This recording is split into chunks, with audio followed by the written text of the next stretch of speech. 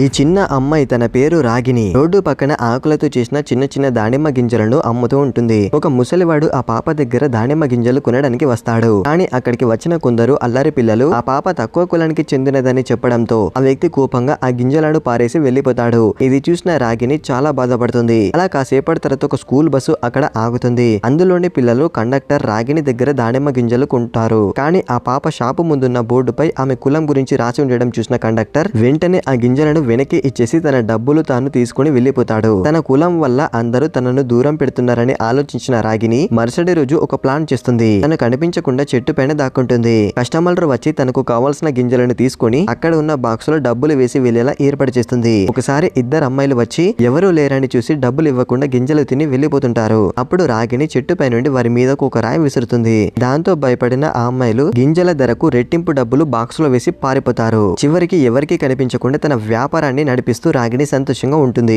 Video నచ్చితే ఒక like చేయండి ఫ్రెండ్స్.